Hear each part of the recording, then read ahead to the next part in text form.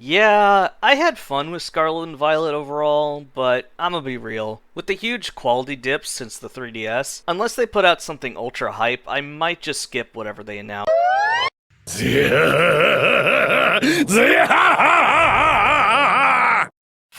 Fuck, we are so back! Hello and welcome to my channel! Today I'm gonna be doing something a little different from usual. To celebrate Pokemon Z being real, I'm gonna play Pokemon Y for my first ever Nuzlocke. Why not X? I'd rather distance myself from that letter for a bit. Ugh. Now I know Kalos is easy, but that also makes it perfect for beginners, like me. Which makes me overconfident, and overconfident leads to deaths, and deaths lead to content. I've been around these parts in the background for a while, I know the meta. First, let's go over the rules. If a Pokemon faints, it dies. I can only catch one Mon per named location. Nicknames required for attachment. Dupes and species clause enabled, which means I can't catch the same Pokemon or evolution line twice, just to keep it varied. Shiny clause enabled. EXP share off, cause I'm not a chump. And no pseudo legendaries, because I'm already a Garchamp. Also, for the record, this is not a hardcore Nuzlocke. I am not ready for that, good lord. With that out of the way, let's see how well I fry the French. We start off by getting Bird up out of bed, say hi and goodbye to our hot mom, for we'll never see her again, and oh, first route. Let's see what our encounters are. Oh, right. Never mind, I guess. I make my new dumbass friends call me Big K and make my starter choice. I didn't want to make this lock too easy, so fuck the frog. And body press doesn't exist for another 2 gens, so literally no point in choosing Chespin. So Fennekin was my choice, and I named him Merlin, deciding to go with a fantasy theme for the names of this run. Merlin is fittingly a sassy nature, which means special defense up, but speed down. Not the best, but at least it's not special attack down. That would have been miserable.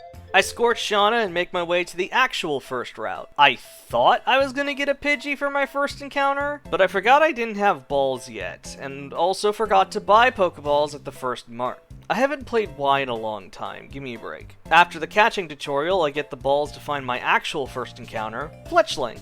I get too excited because pre-nerf Gale Wings, but forgot that's a hidden ability. And there's no way to get it in this run. But this is still a great bird. I named him Fox and he has a rash nature. Lowered special, but as long as the speed isn't lowered, it's fine by me. Get to the forest, which is totally not a copy of Viridian Forest, shut up. And my second encounter is Scatterbug. While I love bug types, I was not enthused about this one. If I had free reign over my worm of choice, it would have been Weedle, cause Beedrill is actually sick as fuck early game. But whatever, welcome to the team Shinobu. I named you after something I have zero connection with for a reason. I move on to Route 3 and I get excited, cause this is one of 2 chances to get an Azumarill. Azumarill with huge power is a monster, especially with its new fairy typing introduced in this game. So I was hyped and got immediately disappointed by a Burmy that proceeded to waste all its protects, refuse 2 Pokeballs, and then struggle to death. I figured that was fucking ridiculous, so allowed a redo for the route. And got a Bunnelby. Well, Diggersby has huge power and it's a hidden ability. Boxed. I get to Santaloon, buy some supplies, and try Route 22. It has a higher chance at Azurill at a decent 20%, and somehow get the 5% chance Riolu. What the fuck? That was the last time I could get an Azurill or any of its line, because the only other method is surfing with terrible odds on Route 3 and 22, which I already got encounters from. Whatever, first gym. With Merlin and Fox, the gym is an easy sweep, but we did have a bit of a scare. If I hadn't potioned at 7 HP, I would have lost my starter from a Butterfly's Tackle, which would have been the most pathetic epitaph ever. But aside from that, got the badge no problem.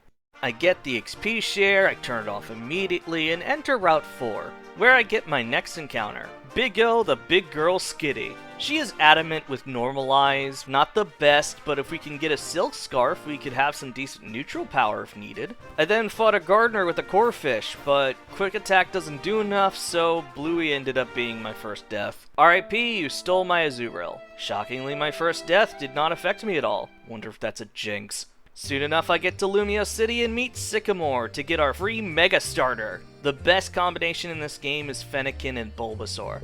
These two cover a lot together, so welcome Yggdrasil, who I'm sure will become a godly tree that will grow us all the way to the top. He's also adamant, which isn't great for a Venusaur, but at least none of the defenses got lowered, so once again, it could be so much worse. While this was happening, my buddy Bob had started up his own Nuzlocke on call, a round 2 of his deathless run of the same game, and welcome to the team, Yiggy.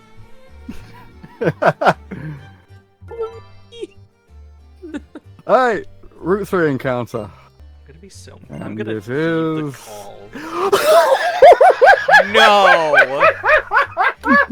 You did not!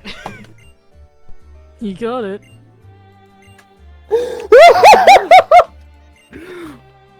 No! Oh, there he's gonna rub it in. He's gonna rub it in.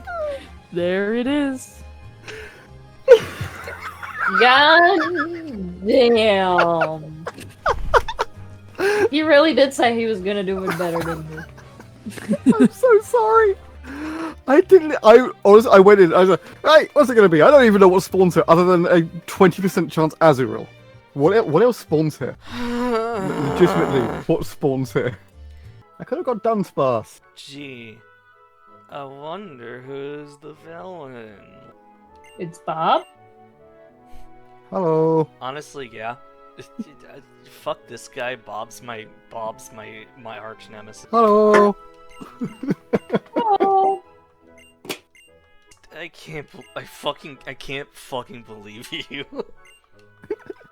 So after that complete and utter fucking bullshit, I get my next encounter, a Furfrou. While I would have liked to get a Pancham, Furfrou is not bad at all. As a single stager, its stats are fairly high compared to most mon in the early routes, and gets Fur Coat to half physical damage, so welcome the incredibly decent Sarama.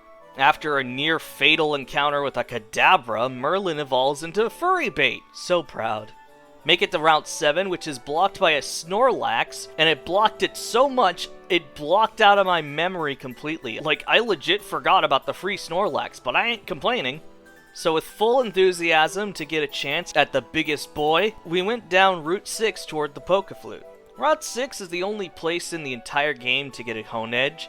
However, it's only a 15% chance and a 35% chance of getting an Oddish, which would not be ideal given I have Yiggy, which is just a much better grass poison type in general. So I decided not to take the chance, nor do I want to be carried so hard by Aegislash, which is a typical thing with most playthroughs of Kalos, and instead went with the 80% chance to get a loyal steed. Venipede is one of my favorite bugs and favorite mons in general, on top of being a good speedy poison type. I hope it survives long enough to be a mighty bug stallion. Welcome, Omukade. After a really annoying fight against this double-teaming, moonlighting, confused ring Volbeat, seriously, what the fuck was that? I went to the castle, did this annoying dog puzzle, and watched lame sunset fireworks, all to get a flute. The Snorlax wakes up way past the afternoon, #same, and it proceeds to eat all my Great Balls and all but one of my Pokeballs, which it gets caught in, and that was so terrible, I named her Humbaba. Google it. She has yet another okay-ish nature and has immunity instead of thick fat. Which is a damn shame, but at least if some motherfucker poisons the sunlight, I have the thickest counter. While I'm happy to get Humbaba, I also feel bad I have to reduce Sarama as a backup since Snorlax is an insanely good mon, especially by comparison to the other normal types we have caught so far. But hey, I got a backup with a backup now. I'm sure this will be relevant to the run. Make it further into Route 7, ignoring my annoying friends to the point I didn't bother remembering to unpause my OBS to record our pointless multi-battle. But I was able to record my non-special encounter for the route. And oh my god, why are you white? This was the last place you can get a Flabebe. And I get the 1% chance white Flabebe. First ball, no damage, this is some good fortune. So, welcome, Fortuna. Ignore that. I get yet another 2 encounters on my way to the second gym. Astolfo the Metatite. I would have preferred an Axew or a Mienfoo past the cave, but hey, pure power fighting type is going to be so useful for the rock gym, I bet. And then on route 8, I got an Inkay named Flare. I had to actually look up how the fuck you're supposed to evolve this thing in an emulator, and hey, the more you know. Which I searched up, totally out of curiosity, and not because I am playing an emulator that angered our Lord Nintendo. I am playing a real physical 3DS and will flip my system upside down as our Lord's Nintended. Anyway, after almost getting wiped by level 20 Machop, I realized I'm gonna need to grind a lot to be able to survive the level 20 plus rock gym, so I decided to forego my own rule about the XP share. Grinding is grueling, and I already decided not to be candy pilled for my first run, so we're just gonna erase that rule for my own sanity. I had grinded so much for so long, but I finally got my Metatite to a level that could deal with the gym. He was severely underleveled at first, and I was stubborn on making him a key player, so I took my newly level 24 monkey and climbed my way up the gym ready to smash some rocks. Get it? Because it's his move. I got to this mandatory lass, and her soul rock Psywave does half my monkey's health. I tried to heal, but end up misclicking by a single pixel, and end up healing Fortuna, who was at full. Wasting a turn, wasting a life.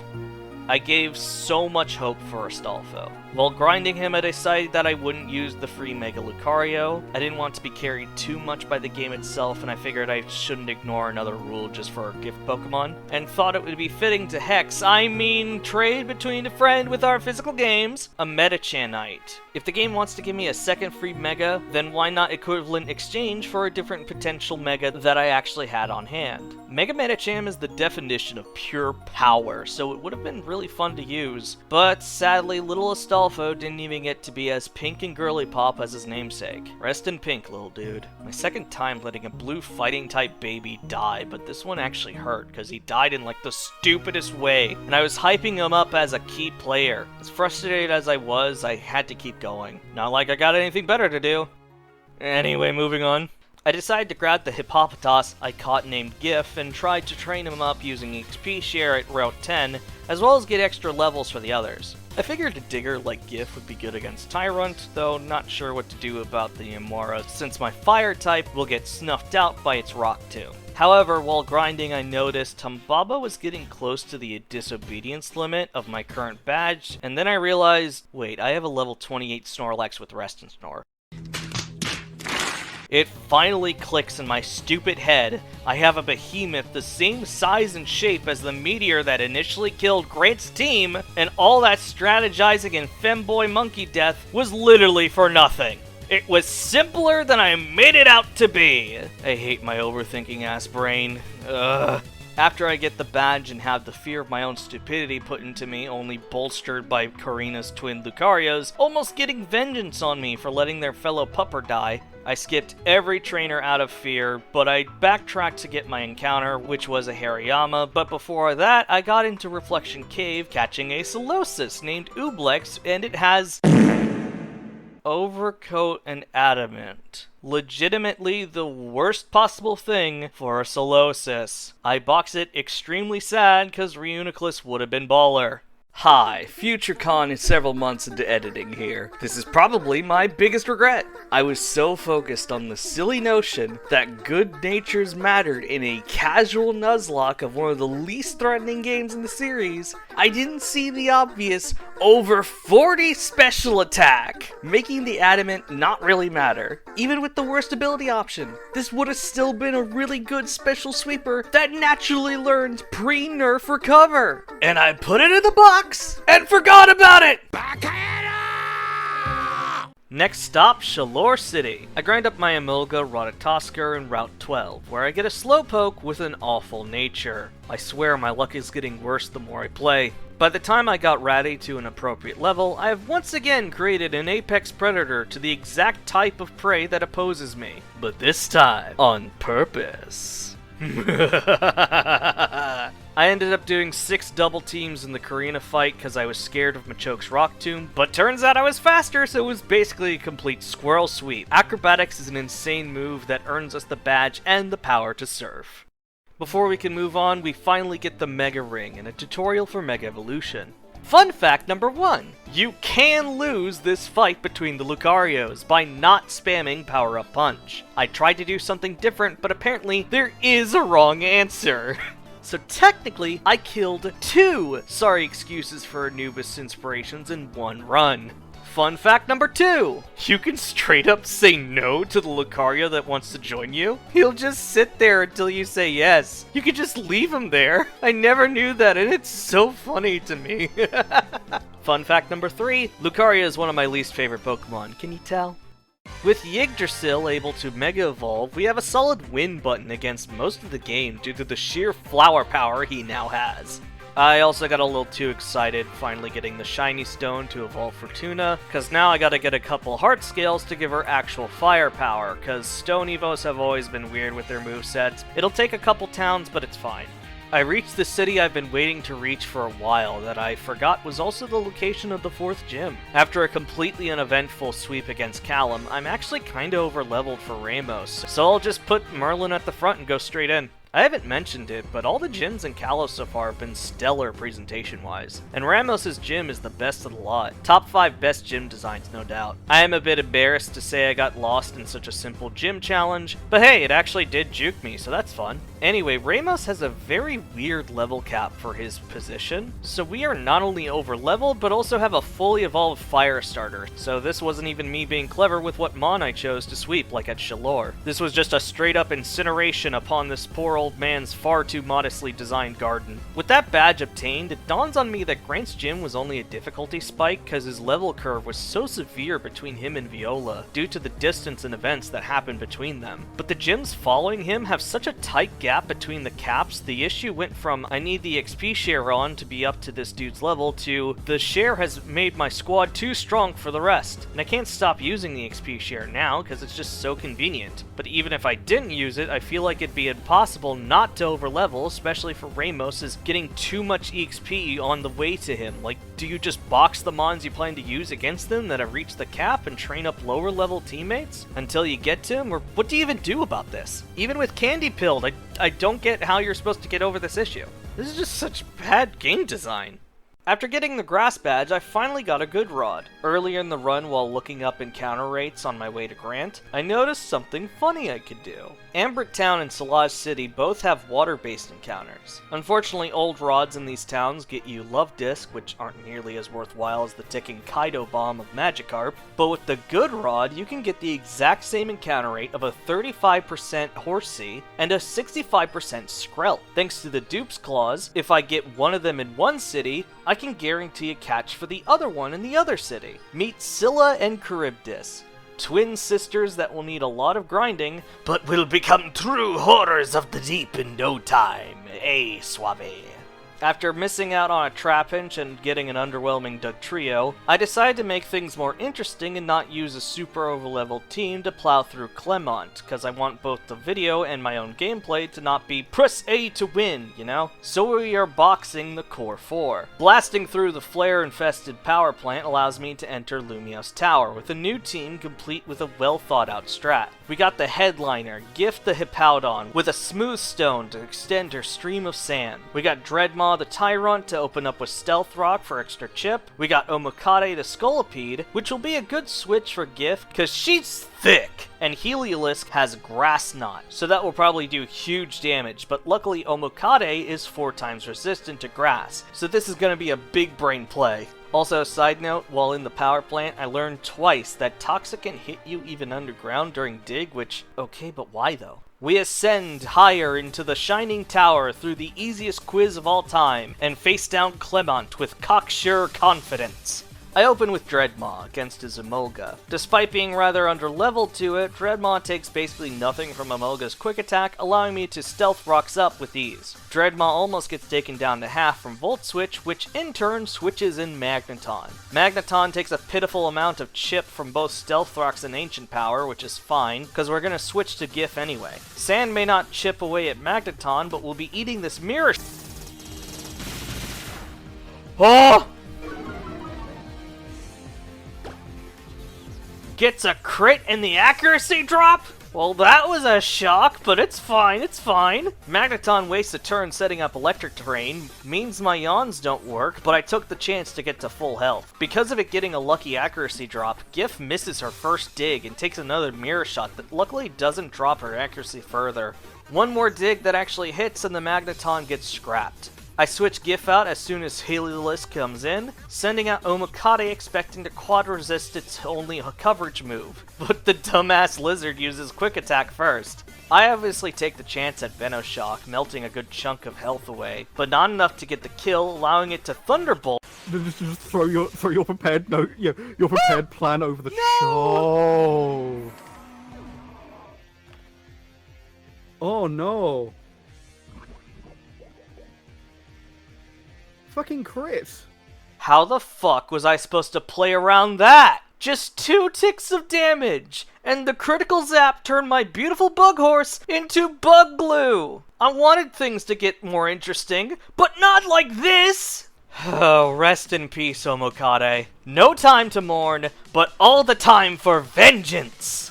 Gif initially takes Omokade's spot, but I'm terrified of him knotting her harder than on Fur Affinity, so switch into Ratatosker. The bitch-ass lizard uses his first Hyper Potion, healing back to full, and able to survive in Acrobatics, which does shit damage even as a crit, but it would have been enough to end it there if it wasn't for that potion. I had to switch out Ratty because Emolgas are fragile. Even if it wasn't super effective, the Thunderbolt takes me to a little below half, forcing me to go into Gif. I decide the safest option is to heal to full health, and the bastard does the same thing, using its second Hyper Potion of the battle as well.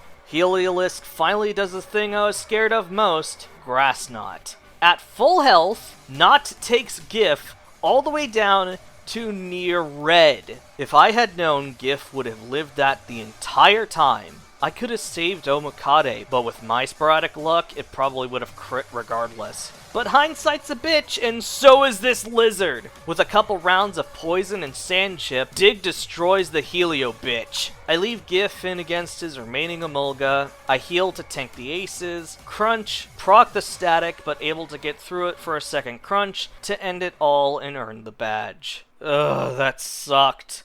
But not as much as this tacky-ass all-red cafe. Seriously, Lysander, for a guy that is constantly vomiting out manifestos about beauty, your decor sure doesn't show it. Also, this is the first time I'm actually acknowledging you. Be lucky I did it all, you waste of villainy. We trounce Callum yet again. This guy is supposed to be the main rival, but he didn't take the free Kanto Mega that would have been stronger than mine, like he did with the Kalos set. I get they want to give him a Mega Absol because it's badass and one of the first Megas revealed, so they would want to give it spotlight, but he doesn't get it until post-game, so for a Nuzlocke run where we don't do post-game, he's just trash from start to finish. Speaking of trash, after mashing through the gang's dialogue and being blindsided by Shauna's attempt to hide her existential crisis, girl, you barely hit puberty, chill. I get to the route proper for my next encounter. Side note, waifu spotted in Swamp. I love the Hex Maniacs, they are adorable goth gremlins and one of the few positive impacts to come from Gen 6. I was so expecting the 5% Haunter given some of my encounter luck so far, but instead we get the Skorupi, which we named Scorpio. As awesome as it would be to have a Gengar, especially with Gengarite being a freebie in the next town, Scorpio is going to be a lot more useful. Not for the Fairy Gym though, cause after way too much grinding, my heavy hitters almost become too strong again, and Scorpio didn't even come close to level 40 when it becomes actually useful. So I head for the gym, initially going to use the trainers as fodder for levels, but I realize quickly I can sweep this gym with just my monster trio. Side note, here's a couple satisfying horde KOs. Aw yeah, that's the good shit, and also the only good thing about horde encounters, lol. I get lost in the dollhouse, but unlike Ramos' gym, this one is understandable. Fuck this rocket-based Lost Woods shit. I finally get up close and personal with Valerie and her nightmare fuel-inducing eyes, opening with Merlin to incinerate her Mawile with his newly learned Fireball, Flamethrower. She brings out her ace Sylveon, who has no coverage against poison types, so I switch to Yggdrasil and Mega Venoshock it twice into death. Mr. Mime comes out last, Humbaba sits on it, giving the creep an undeserved best way to die, and I get the 6 badge drama-free. Next, I liberate the Pokeball Factory from the pathetic clutches of Team Flare. It's another fucking maze puzzle, get me out of here! And through the illusion of choice, I get a Master Ball and a Nugget. Woo. I get to Dandemill Town, where I can give Fortuna an actual moveset with the move reminder and a couple dozen bottles of Goth Milk. What a great little town. We head to Frost Cavern, get a pile of swine, which I was hyped for, one of my favorites. I get a bit of a scare because this Houndoom is doing a lot of damage and I have no answer that won't die, so I just try to deal with it as best as I can. I really should have evolved Charybdis by this point, but whatever. I survived and saved this Abomasnow, which gives me Abomasnowite. And spoilers, we completely failed the encounter on the Mammothon ride route, even failing the redo, and neither of them were Snover, so we don't get an alternate Mega yet again. Just want to actually use the coolest gimmick in the series, as that's so hard to ask. We make it to Anastar City, and is it just me being obsessed with low poly and 2.5D graphics, or is this giant gem thing fucking gorgeous? Anyway, we grind for a long time to get Scorpio up to par to level 46. On the way, we finally get Scylla evolved, and thus her twin is allowed to hold the dragon scale and level up. I mean, trade between 2 legally bought systems and a legitimate and dev-intended method of trade-based evolution that isn't contrived at all. And voila! Charybdis is fully evolved too, giving us 2 incredible sea beasts that will hopefully be of use against Team Flare later. But for now, we enter the 7th gym, and just 2 steps in, reality is fucking bent before us, inviting us into Olympia's flashy as hell pocket dimension. Game Freak flexing the fact this game is 3rd dimensional, but as much of a spectacle as this is, it's just another fucking warp tile maze. But hey, after dealing with all the trainers, Scorpio actually gets to her level cap of 48, so that's great. The fight starts and my strat is proving effective already. While I could just overwhelm her with my biggest boys, I also am really scared of losing something I care about to a random crit again, so best not risk them and instead send something that can absolutely solo her. Scorpio not only has an immunity to Psychic, rendering half her movesets useless, is a physical attacker, which is the best answer to the normally physically frail Psychic types. Her team has no ground moves, which is Scorpio's only weakness, but also he has Toxic Spikes for reliable chip and Venoshock abuse. He also has a super effective stab with a high crit chance that also does even more damage on crit thanks to Sniper. It does suck he doesn't have battle armor to prevent the dreaded opposing crits, but so long as we can waste Reflect and Light Screen turns while setting up Toxic Spikes, I'm okay with Scorpio dying to have that advantage at least. Sigilift does open with Reflect and Light Screen, but both turns I take the chance for Toxic Spikes. I forgot to heal before the fight, so after the spikes are up, I got Milk, which ended up saving his hide from a potential crit Air Slash on top of making it so we went first, thus preventing Air Slash from flinching us. Turns out we are faster than the 4 levels under Abstract Azkabird, though, so we get to avoid flinch chance completely, throwing a Night Slash that not only wasn't critical, but gets reduced by the Reflect. We take on Air Slash that puts us in the yellow, but that's perfect, because we can waste the last turn of Reflect by milking up, which also lets us play around another potential crit. Can you tell I'm paranoid after Clement? With Reflect gone, we can Night Slash it to death, taking the last turn of Light Screen with it. Out comes Slow King, which gets badly poisoned upon entry. Night Slash does over half health, it yawns me, doesn't get an actual attack off as I Venoshock it to death. While Scorpio snoozes, the Meowstic Ace arrives, getting that sweet toxic love. Using a full restore to get out of sleep and fully heal, I take a tick of fake out damage, wasting her guaranteed flinch and giving her some toxic chip. She tries to calm mine, but it's pointless as a critless Night Slash gets her to the red. Olympia tries to save it with a potion, and kinda does, cause I poison jab instead expecting anything to kill, but at full it gets to near half health, but the toxic takes it down to below that. She shadow balls me in vain as I hit her with Venoshock one last time to win me the battle. It feels so good to have a strategy that actually works as intended and not have a key player in it die. I'm actually very proud of how that went. Before Callum can have his second pitiful rematch in front of the gym, Lysander has an announcement to make. This ugly world is a bitch-ass motherfucker and it pissed on his concept of beauty, so he's going to blow it all up with his followers as the only survivors. Understandably, this confuses and scares the populace, and unlike the real world, a psychopathic and/or cult-leading celebrity isn't ignored to continue making money, and we take actual action to go and confront him. 4 to 6 weeks later. Okay, so it's been like a month since that last paragraph. I got burned out and took a break from the Nuzlocke. And I did more work on my webcomic, The Savage, which you should totally read on my DeviantArt page, where it updates every Wednesday. Please read it. But yeah, I think I picked a pretty good place to take a break at, given we're nearing the end of the game. With my mood back in gear, let's get to dousing Flare's flame once and for all. Apparently, I got ahead of myself and got to Geosinge Town, which is where I'm not supposed to go. I'm supposed to go to the cafe to confront. I got ahead of myself with the story here. On the day I did get back to this, I was having a really bad morning, and thought dealing with Team Flare would be a nice and easy thing, where something could go right for a change, you know? So after getting lost in Lumios, can't wait to get lost in Z like this, and get down into the lab hidden in Lysander's ugly cafe, where the ugly man himself attacks me, and... Wait, no. So my day got significantly worse. Can't fucking believe this shit!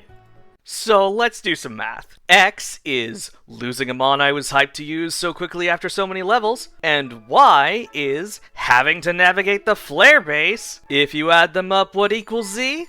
A tantrum. I don't care, I don't care, I don't care, I don't care! Blah blah blah blah blah blah blah blah blah!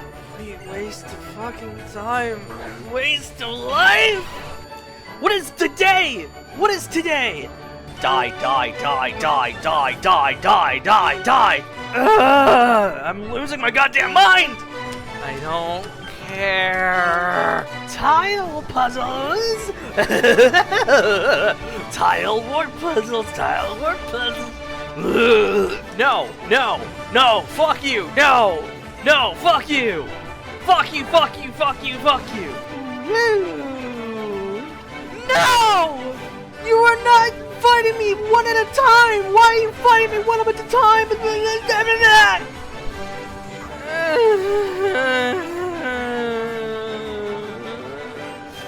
You're the worst superheroes.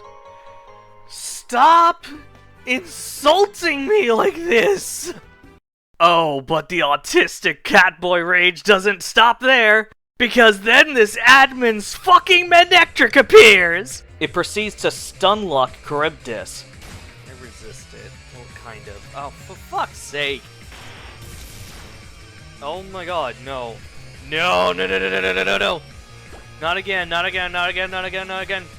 So I switched to Yggdrasil, cause electric resist, and Mega Evolve to hopefully kill it sooner. It surprises me with a flamethrower, but I don't worry about it cause Mega Venusaur has thick fat. However, it gets a burn, and the burn damage, on top of being locked into my dumbass choice of Petal Dance, results in enough damage for the Drapion to chop down my beloved World Tree. No, no, no, no, no, no, no, no, no, don't you dare, don't you dare, don't, no, no, no, no, no, no, no, no, no, no, no, no, no, no, no, no, no.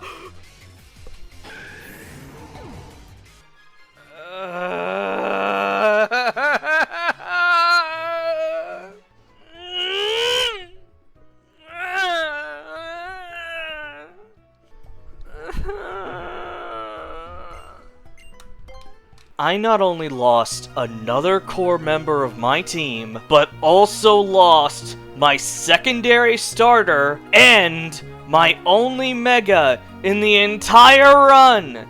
Cause any other possible Mega is either from a route we already got an encounter from, or is too low of a chance to reliably obtain. Yggdrasil was one of my star players, so I was fucking heartbroken. That's 3 awesome poison types killed! What the fuck?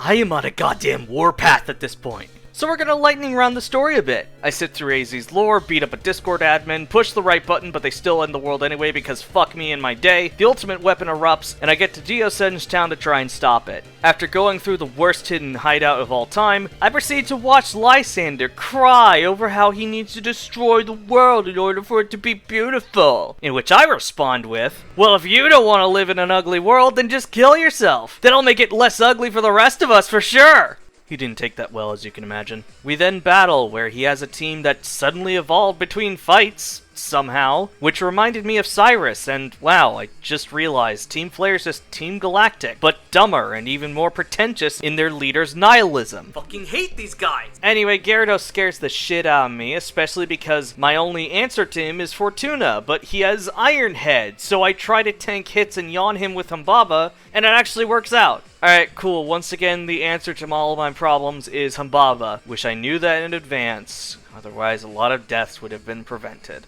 Me and Callum descend to the ultimate weapon centerpiece. Callum finally being useful in double battles for once in his life. Shauna shows up just to open a door, even though if she was any bit cool, we could have had a triple battle against the grunts or two. But whatever, she opens the door for me and... Where the fuck did you... What the fuck? White people jump scare. It's moments like these where I'm forced to fight several grunts one by one that I wish Game Freak remembered they have triple battles at their disposal. Shit's a waste of time. Anyway, we get to see a cool as fuck intro for Yveltal, which is the correct choice for this storyline. Like, seriously, why would a weapon of extinction use an embodiment of life for power when it makes more sense for the embodiment of death? But whatever, nobody probably cares. I caught it in an Ultra Ball because the XY Duo have a stupidly high catch rate for legendaries because they want you to have these so badly, they even give you an option to swap a Mon out for it and then put it at the front of your party automatically. So I'm not going to waste a Master Ball on what is basically a gift Pokemon with extra steps. Now, normally we would box a legendary, because Nuzlocks don't traditionally use them for obvious reasons. But Lysander pissed me the fuck off. Look at him, he's so trash he had to add flies to complete the look. So I'm gonna cheat a little bit, because frankly, I'm too mad to give a shit. Revenge is as tasty as a bacon bird of Oblivion. Nom nom on his team, extra crispy. Oblivion Wing can only take Mega Gyarados down to a quarter health before going down. Rip Bacon Bird.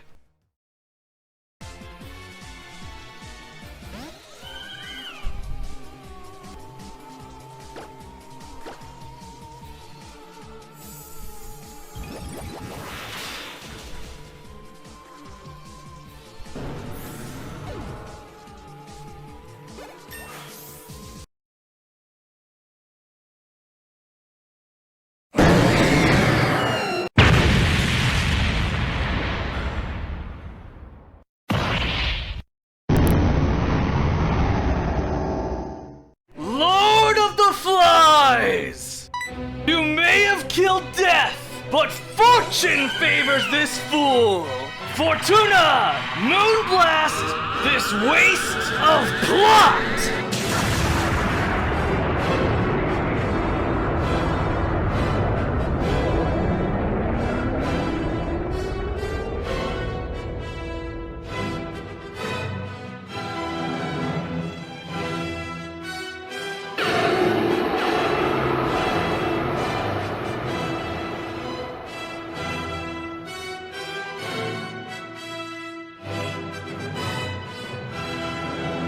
Well, fuck. That was a lot more emotional damage than I expected, but I guess that's what I wanted in the beginning. Overconfidence leading to content. Just fuck, that was a hell of a ride. Saving the world came at a cost. Now I head to the 8th gym to hopefully unwind, and get some levels to our newly added damage control. Also, I get challenged to a gauntlet of my inferiors, and get Waterfall as a result. Thanks for the EXP, peons! We get Wolfric to stop being a damn hippie and get back to work so we can start our gym challenge proper. This is the easiest gym in the entire game due to Merlin's classic wizard technique of burning everything. The correct answer will always be Fireball. But yeah, as you can see, this was a nice, refreshing, easy final badge. We finally made it to Victory Road. I wish Yiggy could have seen this cool stare animation. Even sadder is the fact we don't get a Haunter, and this was the last chance to get it, so no Mega Gengar for this run. And we also failed to catch a Graveler, so I'ma just spray myself down with Max Repel so I can just breeze on through this place. Everything was going okay. Any of the mandatory trainers weren't an issue up until the final fight with Callum. Because he isn't allowed to have a Mega until post-game, he isn't a challenge. Even if he did get Mega Absol early, I don't think it would have mattered. I have truly proven to be the most worthy and only one capable of our friend group for taking on the league. As if that was ever in question. Don't look at the graveyard. I was very confident and chill by this point. Very assured that my team is perfect and can't be stopped. And then these two mandatory fights happened.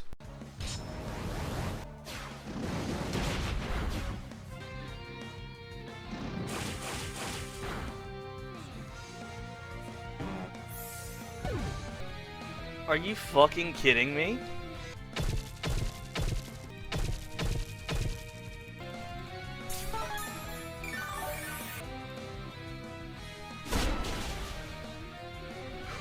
What? What? What the fuck am I supposed to do? What the fuck? What the actual fuck? Are you fucking kidding me? Are you fucking kidding me? This bitch gets 2 phrases off in a row off Blizzard, and then taunts me with a Snorlax! Karen ass bitch! Where's my fucking escape rope? Ugh.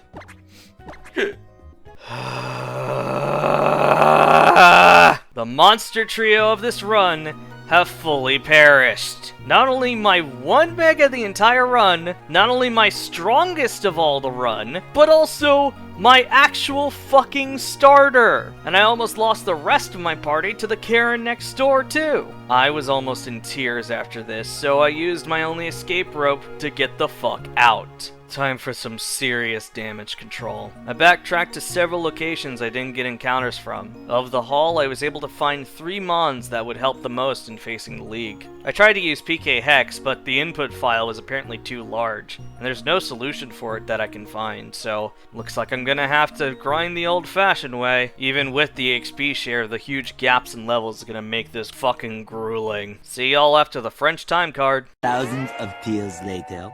We are now at the foot of the plateau, with a new team ready to conquer Kalos once and for all. Let's do an overview of what we're packing. Starting off with Fortuna.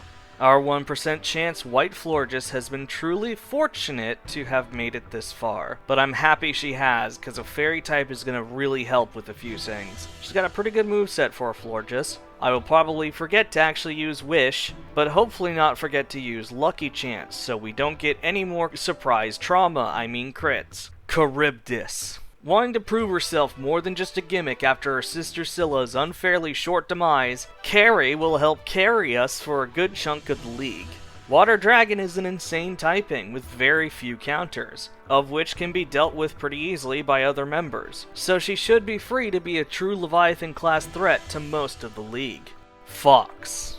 Formerly reduced as a simple fly slave, Fox is gonna prove my boyfriend right that birds are top tier. Stacked like a ranked up raid raptor, with extremely reliable moves like Roost, Flamethrower, and Acrobatics. Almost feels like I'm playing Flu with how unfairly good this bird is. But that's a good thing, right? Apologies to any Pokemon fans watching who do not understand these Yu-Gi-Oh references. Moving on. Lyra. Speaking of unfair, we have the meme lord from OU herself. Amogus. While we lost our Mega, this is a great replacement for a bulky grass poison type. Spore is always valuable for control, along with the standard grassy goodness of Giga Drain and Synthesis, keeping its fat funk ass alive. But I added Flash to potentially do some gross shit, where I put a Mon to sleep and then flash it until it can't hit anything once it's awake. I don't know how viable this is, and I don't care. The fact it's an option makes me amused, and after all the shit I've been through with this run, I'm allowed to be a bit silly. Pierce. By trading a Jigglypuff to some rando in Snowbell City, you can get a fucking level 50 Bisharp. You know, in case Wulfric was too difficult for you somehow. Even though this is long before it's able to become a Supreme Overlord, Pierce is still an absolute beast, and probably our best option against Diantha's ace. Also, I couldn't nickname him myself, cause trade, but I probably would have named him Revolution, for obvious reasons. Maybe it's best I couldn't name him. And finally, Nessie, who is a Lapras you can get for free off Route 12, which I completely forgot was a thing when I started playing. Lapras is a solid mon. About as solid as Snorlax, but not as strong or cute or awesome or will cure the depression, but it's fine, I'm fine! That will give us not only ice coverage, but also Perish Song to be cheap as fuck, cause this game doesn't deserve fair play after all the shit it's pulled on me. Loch Ness and load, bitch! I'm writing this segment before going into League, but I have high hopes. This league is notorious for being easy, and despite the heavy losses we faced, I think this new team is completely capable of having an answer for every fight, including the champion. Let's not waste any more time, because by the time this video comes out, Z will probably have been released finally. And man, it's weird that's not even a joke anymore. Hey, if Pokemon Z can be real, then so can my first Nuzlocked victory. So let's beat up some French fuckers already! We meet Malva in the Hall of Chambers. What a coincidence! You're the first one I'm taking down, you flare-lined bitch!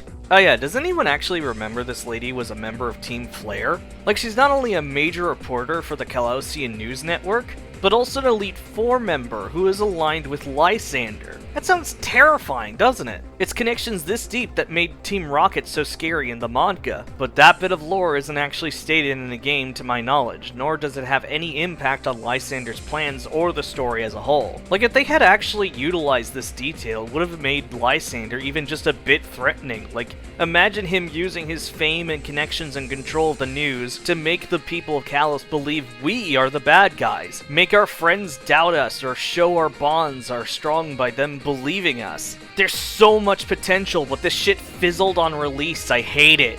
Malva's existence is a great example of how lacking Kalos' story is, and also a great example of how lacking this Elite Four is. We're fighting her first because she is the easiest of the easiest Elite. Not a single one of her mons has actual coverage for Fire's weaknesses. Torkoal doesn't even have Drought to weaken water attacks. She's somehow less of a challenge than her fellow Flare commanders. And that's pathetic for an Elite Four member. So much so I didn't feel like going over the fight. I have 2 fucking water types. Like, look, it's already over.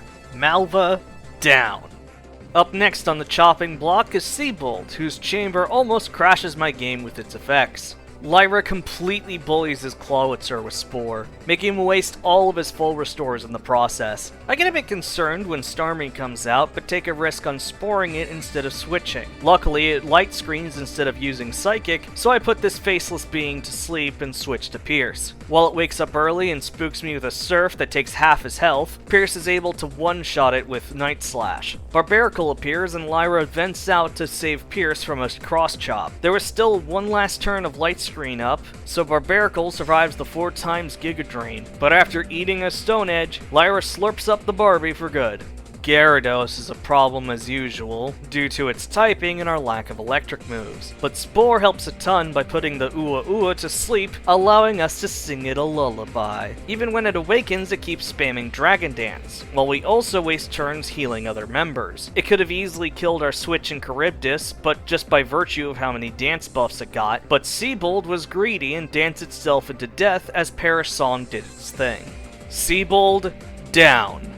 Drasna is up next, and you may think this is a sweep with Fortuna, but her opener Dragalge exists to make sure it isn't. Like any threat, we put it to sleep first, and then switch into our proper counter.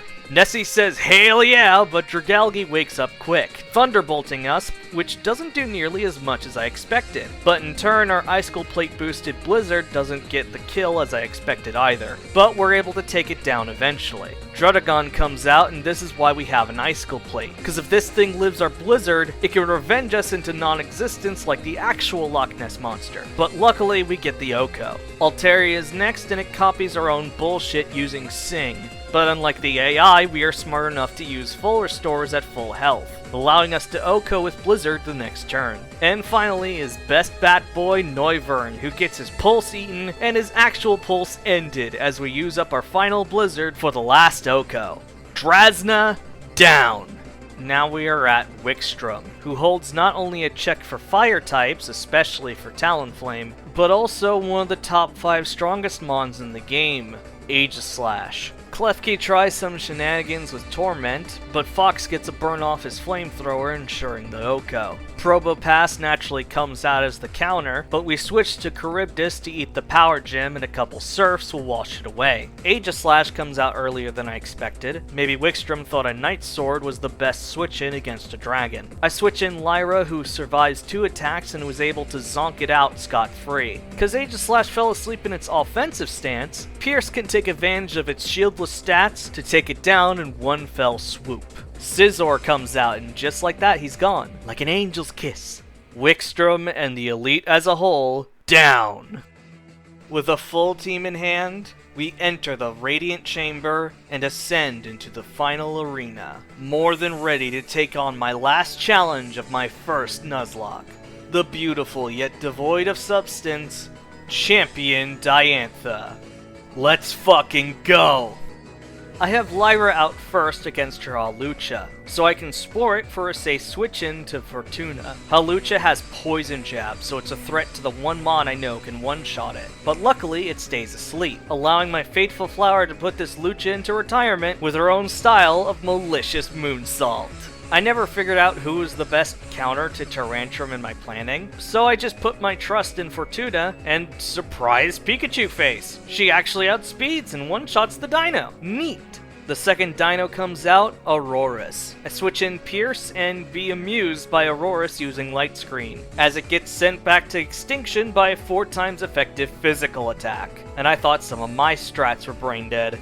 Goodra is sent in due to the fact it has both Focus Blast and Fire Blast, which makes it the perfect revenger to my Bisharp, so I instantly switch to Fortuna. Fortuna is not only immune to half of Goodra's moves, but also tanks the moves it can use, but Goodra also tanks Moonblast. Concerned, I use Lucky Chance to protect from a possible crit, which turned out to be a good idea, cause that wastes the last turn of Light Screen. I had been on such a power trip, I forgot Light Screen was up to begin with. That explains a lot. Goodra from there is an easy 2-shot. Gourgeist tricks me into thinking it's an easy sweep with Pierce, but Trick or Treat makes it so if Phantom Force hits, it'll actually be super effective. So I switch to Fox, who can take neutral damage, and then one-shot it with Acrobatics.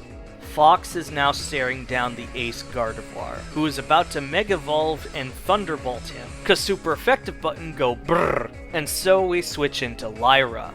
Lyra cannot outspeed a Mega Gardevoir, who has super effective Stab Psychic ready to go. And at the time I didn't see any free switches, but looking back I probably should have just switched directly into Pierce. But I guess I instinctually wanted content, even if I didn't mean to. So with a last click of an attempted Spore, our Amoonguss gets ejected in order to save everyone else, including the Beast, who will put this beauty to true sleep. Gardevoir hits us with a Mega Moonblast that goes past halfway, but it's not a crit. Even without Lucky Chance still active, I felt damn lucky still. With one last Iron Head, the Fey Queen is vanquished. Diantha immortalizes our team into the Hall of Fame. In a few days, we're given a full coronation to our well-deserved crown, joined by our friends who have become the cardboard cutouts they were truly meant to be, as we all celebrate me becoming the champion and winning my first ever Nuzlocke. Oh shit, right, there's one more fight. I completely forgot about this lanky motherfucker. Charybdis sweeps Torkoal and Sigilyph, and then Pierce gets the actual final hit of the run, and that's it. Beating up this old man was enough for his waifu to come back and forgive him of committing genocide and cursing her with her immortality. Which, okay, fucked up, but whatever, happy ending I guess. Before we do the outro, I'd like to take a moment to give one last eulogy. Bluey the Riolu, Astolfo the Metatite, Omukade the Scolipede, Scylla the Dragalge, Yggdrasil the Venusaur, Humbaba the Snorlax, Merlin, the Delphox, Lyra, the Among Us, and Death, straight up, the Yelveltal. Rest in peace, buddies. You did your best. And that's it! I have completed my first ever Nuzlocke. Initially, I did this video expecting it to be a short, easy view grab, both celebrating and taking advantage of the hype around ZA's reveal. What I didn't expect was this to be a messy, emotional hurricane of a journey, one that made me value the lives of those that wish me nothing but reaching the top of my goals more than ever, while also challenging my skills, capabilities, patience, and drive. If I didn't already get the appeal of Nuzlocks, this definitely made me experience it now. I'm not sure how soon I'll want to do another one, cause holy shit, a hurricane doesn't do this justice. I am so tired and still spinning. But I had fun regardless, so who knows what challenge I'll thrust myself into next time. Thank you so much for watching. This was my biggest project yet, and I hope you enjoyed it as much as I did. Subscribe if you want to see more from me, either my art stuff like the Pantheon series I'll be getting back to soon, or more Pokemon or general gaming stuff I'll want to eventually do in the future. Remember to value your loved ones and to always try your best. And as always, have a good one! Ciao!